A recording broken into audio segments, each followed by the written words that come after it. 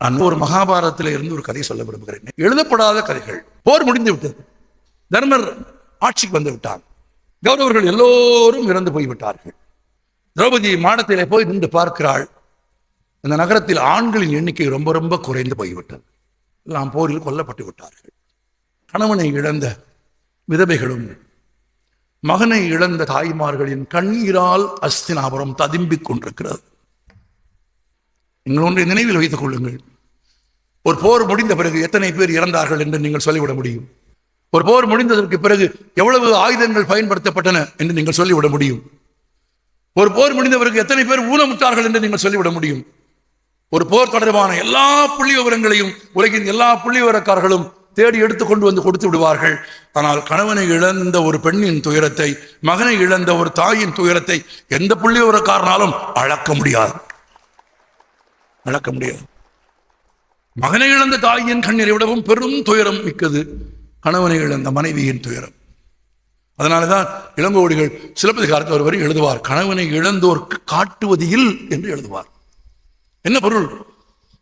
ஒருவேளை நண்பனின் தகப்பன் இறந்திருந்தால், தம்பி கவலைப்படாத, அப்பா இல்லைன்னு வருத்தப்படாத, நான் உனக்கு அப்பாவா இருந்து எல்லாம் பண்றேன்னு. நீங்கள் எந்த உறவை இழந்திருந்தாலும் இழந்த உறவாக நான் இருந்து அந்த இடத்தை நிரப்புவேன் என்று நீங்கள் சொல்லிவிட முடியும். ஒரே ஒரு உறவு தவிர. அந்த உறவு தான் காட்டுவது இல். கண்ணீரில் ததும்பி நிற்கும் அஸ்தினாபுரத்தை பார்க்க முடியாமல், அந்த வெற்றியை அனுபவிக்க முடியாமல் திரௌபதியும் அழுது கொண்டிருக்கிறாள். யாரும் மகிழ்ச்சியாக இல்லை. கிருஷ்ணன் அஸ்தினாபுரத்தை விட்டு வெளியே போகிறான். கிருஷ்ணன் வருவது தெரிந்து உதங்கன் என்கிற ஒரு முனிவன் காத்திருக்கிறான். மதங்கன் இல்லை, மதங்கன் ராமாயணத்தில் வருகிறவன். இவன் உதங்கன். உதங்கன் ஊருக்கு வெளியே காத்திருக்கிறான். அவன் நோக்கம் எல்லாம், இவ்வளவு சண்டைக்கும் காரணம் யார்? இவன் தான். யார்? கிருஷ்ணன். இந்த கல்வன் தான், இந்த உள்ளங்கவர் கல்வன் தான் எல்லா சூதையும் எல்லாவற்றையும் செய்தவன். திட்டமிட்டு செய்து இவ்வளவு பேர் இறப்பதற்கு காரணமாக இருந்தது இவன் தான்.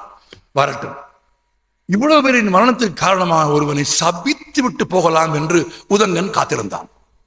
கிருஷ்ணனுக்கு இந்த விஷயம் தெரியாது. வெளியே வந்த கிருஷ்ணன் உதங்கனை பார்த்து வணங்கினான். உதங்கன் சொன்னான், உனக்காகத்தான் காத்திருக்கிறேன். பல்லாயிரக்கணக்கான உயிர்களை, இளம் உயிர்களை, தாயை, மகனை, குழந்தைகளை, அபிமன்யுவை, அத்தனை பேர் உயிரும் கொன்று நீ என்ன செய்து நிலைநாட்டி விட்டாய்? எல்லா கொலைக்கும் காரணமான உன்னை நான் சபிக்க போகிறேன். கிருஷ்ணன் சொன்னான், இல்லை, கௌரவர்களின் தீமையை அழிக்கவும் தர்மத்தை நிலைநாட்டவும் தான் இந்த போரை நான் செய்ய முயன்றேன். நான் தூது போனேன், தோற்று போனது. நீ சூதாட்டத்தையே நிறுத்தி இருக்கலாமே. எல்லாம் செய்ய முடிந்த ஒருவன் சூதாட்டத்தை நிறுத்தி இருக்கலாமே.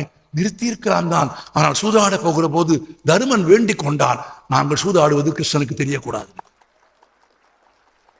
இல்லாவிட்டால் துரியோதனனுக்கு சகுனி ஆடியது போல நான் தருமனுக்கு ஆடியிருப்பேன். குருஷேத்திரம் இல்லாமலேயே பகடைக்காயிலேயே அதிகாரம் கைமாறி போயிருக்கும். ஆனால் அவர்கள் தான் என்னை விலக்கி வைத்து விட்டார்களே. சூதாட போகும்போது சொல்லாமல் போய்விட்டார்கள்.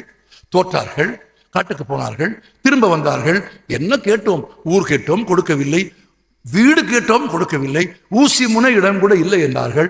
தூது போனேன், எல்லாம் தோற்றது. நீதியை காப்பாற்றுவதற்காக நான் இத்தனையும் செய்தேன் என்று கிருஷ்ணன் சொன்னான். உதங்கன் சொன்னான், நீயும் துவாரகையின் அரசன் தானே? ஒரு துவாரகையின் மன்னனாக நீ பாண்டவர்களோடு கூட்டணி வைத்துக் கொண்டு எல்லா குற்றங்களையும் செய்துவிட்டு தர்மம் நீதி என்று பேசுவதை நான் எப்படி ஏற்பேன் என்று உதங்கன் சீறினான். கிருஷ்ணனுக்கு வேறு வழி இல்லை. கிருஷ்ணன் சொன்னான், நான் துவாரகையின் மன்னன் தான், நான் பாண்டவர்களோடு இருந்தேன் தான், இந்த கொலைகளுக்கெல்லாம் நான் காரணம்தான், நான் மறுக்கவில்லை. ஆனால் தர்மத்தை நிலைநாட்டும் பொருட்டு நான் கிருஷ்ணனாக வந்தேன். நான் பரம்பொருள், நான் திருமால். என்னை நீ சபித்து விடாதே. ஏனென்றால் ஏற்கனவே காந்தாரி என்னை சபித்து விட்டாள். கிருஷ்ணன் வேண்டிக் கொண்டான். காந்தாரி. உதங்கன் கேட்டான், காந்தாரி என்ன சபித்தாள்? என் 100 குழந்தைகளின் மரணத்திற்கு காரணமான நீ, காந்தாரி சொன்னாள் கிருஷ்ணனை பார்த்து, என் 100 குழந்தைகளின் மரணத்திற்கு காரணமான நீ யாருடைய துணையும் இல்லாமல் தனியாக அனாதையாக செத்து போவாய். என் மக்கள் இறந்து போவதற்கு காரணமாயிருந்த உன் நாட்டில் உன் மக்கள் பகையே இல்லாமல் ஒருவரை ஒருவர் அடித்துக் கொண்டு அழிந்து போவார்கள் என்று காந்தாரி சபித்தாள். காந்தாரின் 2 சாபமும் பலித்தது. கிருஷ்ணன் ஒரு வேடனின் அம்பு உள்ளங்காலில் ஏறி இறந்து போனான். கிருஷ்ணன் இறந்து போனான். ஆம், மனிதனாக பிறந்து விட்டால் கடவுளாக இருந்தாலும் இறந்துதான் போக வேண்டும். ஏற்கனவே காந்தார் சபித்து விட்டாள், உதங்கனே நீயும் சபிக்காதே, நான் திருமான் என்று தன் பெரும் உருவத்தை எடுத்து உதங்கனுக்கு காட்டினான். சரி, ஏற்கனவே சபிக்கப்பட்டு விட்டாய், நான் உன்னை சபிக்காமல் இருக்க வேண்டும் என்று கேட்கிறாய். நீ பரம்பொருள் என்று சொல்கிறாய். நான் ஒரு வரம் கேட்கிறேன், கொடுப்பாயா? யார் கேட்டா? உதங்கன் கேட்டான். கிருஷ்ணன் சொன்னான், நல்ல வாய்ப்பு, சாபம் இல்லாமல் தப்பித்துக் கொள்வதற்கு, பரம்பொருள் என்று நிரூபிப்பதற்கு. கிருஷ்ணன் சொன்னான், என்ன வேண்டுமானாலும் கேளுமையா, தருகிறேன். நான் எந்த இடத்தில் இருந்தாலும் எனக்கு தாகம் ஏற்பட்டால், நான் தண்ணீர் அருந்த வேண்டும் என்று விரும்பினால், விரும்பிய கணத்தில் தண்ணீர் கிடைப்பதற்கு எனக்கு நீ வரம் தர வேண்டும். கிருஷ்ணன் சொன்னான், அவ்வளவுதானா? என்னை சபிக்காமல், என்னை மேலும் சபிக்காமல், நான் பரம்பொருள் என்று உணர்ந்து நீ வரம் கேட்டாய் அல்லவா, வரம் தருகிறேன். தாகம் என்று எந்த இடத்தில் இருந்து நீ குடிக்க தண்ணீர் கேட்டாலும் உனக்கு தண்ணீர் கிடைக்கும், வரம் தந்தேன். தப்பிச்சு போயிட்டான் கிருஷ்ணன். அப்புறம் போய் வேட நம்புல மாட்டி செத்து போயிட்டான். மகிழ்ச்சியாக அந்த ஊரை விட்டு கிளம்பி போன உதங்கன் நீண்ட நாள் பயணத்திற்கு பிறகு ஒரு பாலைவனத்தை கடக்கும் கட்டாயத்திற்கு உள்ளானான். பாலைவனத்தின் நடுப்பகுதியை கடக்கிற போது உதங்கனுக்கு இயற்கையாகவே பெரும் தாகம் எடுத்து விட்டது. தண்ணீர் வேண்டும் என்று அவன் பரம்பொருளை இறைஞ்சி வேண்டினான். கிருஷ்ணா, பாலைவனத்தின் நடுவில் நிற்கிறேன், தாகம் எடுக்கிறது, தண்ணீர் கொடு. இந்த குரல் கிருஷ்ணனுக்கு கேட்டது. வரம் கொடுத்தவன் தானே. அவன் சொன்னான், இந்திரா, என்னை சபிக்காமல் எனக்கு வாழ்த்து சொல்லி ஒரு வரம் பெற்றுக்கொண்டு என்னை காப்பாற்றியவன் உதங்கன். எனவே நீ ஒன்று செய். என்ன செய்ய வேண்டும்? நீ தேவர்கள் உண்ணும் அமுதத்தை கொண்டு போய் உதங்கனுக்கு கொடு. அமுதம் அருந்தி விட்டால் உதங்கன் என்றைக்கும் சாக மாட்டான். உதங்கனுக்கு தாகமே பிறகு எடுக்காது, கொடு. தேவேந்திரன் சொன்னான், பரம்பொருளே மன்னிக்க வேண்டும், அமிர்தம் என்பது தேவர்களுக்கானது, மனிதர்களுக்கு அதை தருவது இல்லை, அது மனிதர்களுக்கானது அல்ல, என்னால் அதை கொடுக்க முடியாது. கிருஷ்ணன் சொன்னான், அவன் என்னை காப்பாற்றினான், என்னை சபிக்காமல் வாழ்த்தி அனுப்பினான், அவனுக்கு நான் உதவ வேண்டும் என்று விரும்புகிறேன். அவன் எப்போதெல்லாம் தண்ணீர் கேட்பான் என்று எனக்கு தெரியாது.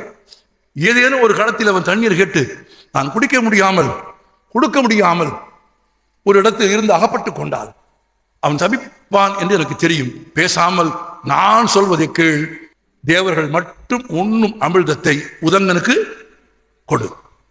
இது எப்படி? உத்தரவு நிறைவேற்று. இந்திரனுக்கு அதை மனிதர்களுக்கு தருவதில் விருப்பம் இல்லை. ஆனாலும் பரம்பொருளின் கட்டையை மீற முடியாது. தட்டென்று இந்திரன் ஒரு முடிவு எடுத்தான். அமுத கலசை கையில் எடுத்துக்கொண்டான். ஆனால் தேவேந்திரனாக அல்ல, அழுக்கு உடையில் ஒரு புலையனாக, தாழ்த்தப்பட்டவர்களிலும் தாழ்த்தப்பட்டவனாக, தோட்டத்தில் சிறிது கூட தூய்மை இல்லாதவனாக, ஆனால் அமுத கலசத்தை ஏந்தி கொண்டு வந்து உதங்கனுக்கு கொடுத்தான். உதங்கன் என்ன செய்திருப்பான்? உதங்கன் உதாசீனப்படுத்தினான். போ என்று விளக்கினான். அந்த தோட்டத்திற்கு பின்னே இருந்த உண்மையை உணரும் ஆற்றல் முனிவனாயிருந்தும் உதங்கனுக்கு இல்லை. மனிதனாயிருந்தும் அமிர்தம் பெறும் வாய்ப்பை உதங்கன் ஏன் இழந்தான்? உண்மையை தரிசிக்க தவறினான்.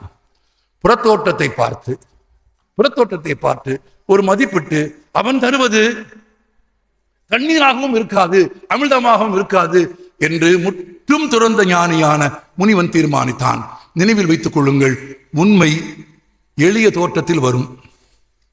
உண்மை எளிதிலும் எளிதான மனிதர்களின் தோற்றத்தில் வரும். அது எளிதிலும் எளிதானது என்று நிராகரித்து விட்டால் உண்மையை தரிசிக்கும் வாய்ப்பை நாம் இழந்து விடுவோம். அதனால்தான் உன் சுற்றம் யார் என்று போர் முடிந்த பிறகு சகாதேவனை கிருஷ்ணன் கேட்டபோது கிருஷ்ணன் சொன்னான், தன் தாயின் பெயரை சொல்லவில்லை, தந்தையின் பெயரை சொல்லவில்லை.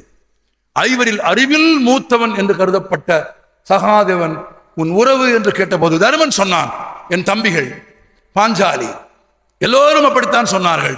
சகாதேவன் மட்டும் ஐவரில் அறிவில் சிறந்தவன்.